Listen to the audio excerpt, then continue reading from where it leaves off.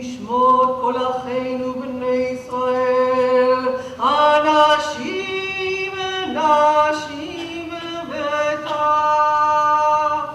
שמסרו נפשם על קדושת השם, שנהרגו ושנטבחו ושנשרפו. Hi, I'm Jennifer Silverman. During the Holocaust, Nazi Germany stripped millions of Jews of their freedom and dignity. The atrocities of World War II only came to an end when the Allied soldiers found a way to restore the precious gifts of life and liberty. For those who were imprisoned and liberated, it is a powerful story to relive and tell. For those who witnessed the genocide and found a way to give the victims back their free will, it is a heartfelt memory. This is the story of one survivor's gift of freedom and one liberator's chance to give it.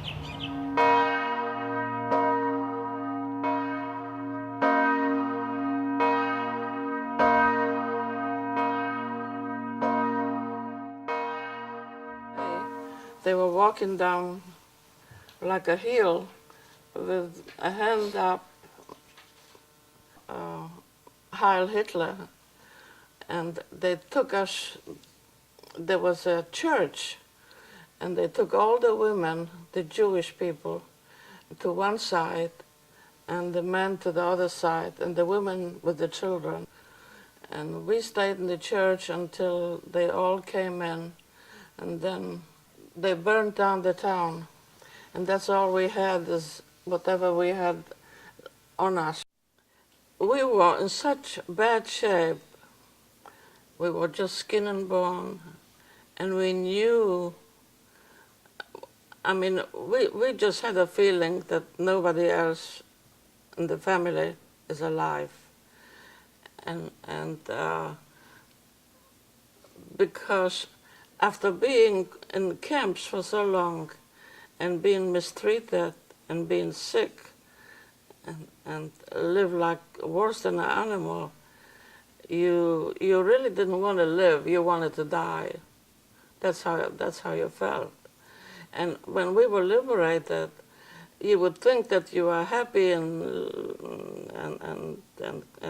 smiling, but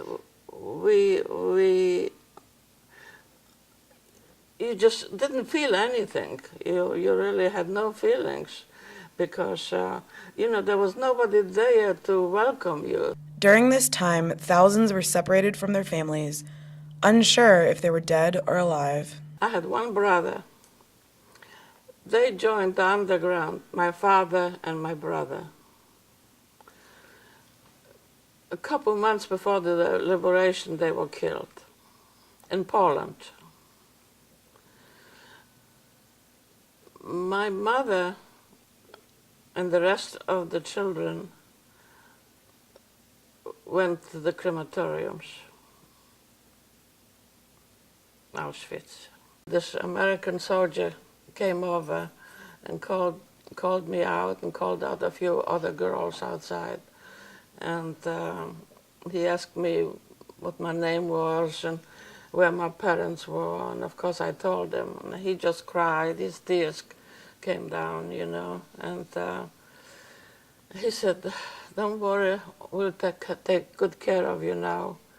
And he said, "We'll get the Red Cross is going to be here, and they take us to a hospital."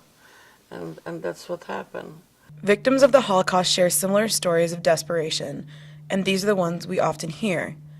But the accounts of those who came to the rescue are a different side of the same story. Just before we reached Hamburg, we had heard that there was a German concentration camp in the vicinity. And as we approached it, we knew that we were on the right track because of just the unbearable odor, even a mile away. And when we came upon this wire enclosure with several buildings, a number of buildings, and saw all of these prisoners out in the yards in the striped uniforms they actually just looked like walking death. And so immediately what we did was open the gates. The German guards had already left. They had abandoned the camp.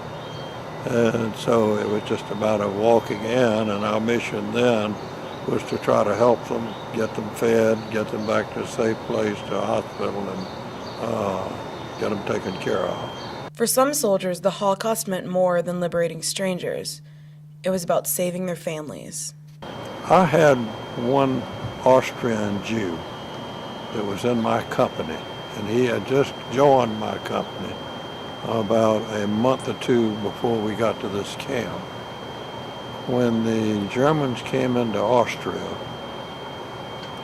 they took his family and put them in a work camp, as they called it, and beat him and left him for dead. He was a teenager. He recovered, escaped, came to America, joined the Army, joined the paratroopers, came overseas with the sole mission of trying to find his family. When we got to the camp, we found this Catholic priest, and of course, this young man could speak German fluently, and he asked the Catholic priest if he had known his family, and he said, "Son, I don't know how to tell you this, but your entire family, mother, father, brother, and sister, were put to death just a few days ago." For a feeling of desperation and just being absolutely crushed, his whole mission, and he was just saying, if I had just been able to get here a few days sooner. Freedom is defined as the power or right to act, speak, or think freely without hindrance or restraint. But everyone has their own concept of what it means to be free.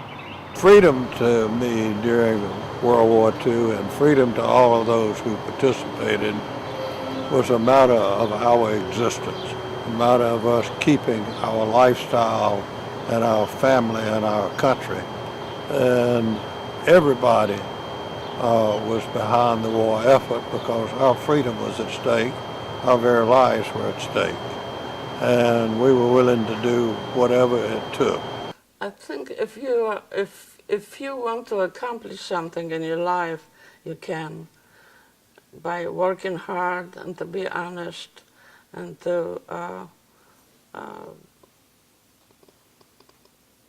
because there are all the opportunities here that you don't have, I think, in other countries. There were three things that they had to give up as prisoners here: their belongings, their rights, and their dignity. And freedom is being able to have all of those things, but especially dignity. Freedom is that I'm able to say what I want to say, that I'm able to go wherever I want to go. And I think we are coming to a phase in our history now, we as in the world, where you have freedom nearly everywhere. Luma met her husband at a displaced persons camp at the end of the war. Luma and her family still live in South Carolina today. Moffett and his current wife live in a retirement community here in South Carolina. No matter how we feel today, what happened must never happen again. We must never forget. קדושים וטהורים כזוהר הרקיע מזהירים את נשמות כל אחינו בני ישראל אנשים ונשים וטף שמסרו נפשם על קדושת השם, שנהרגו ושנטבחו ושנשרפו ושנחנקו באושוויץ, ברגן-בלזן, בוכנוואלד, Dachau, Majdanek, Treblinka, Theresienstadt, Uwisza,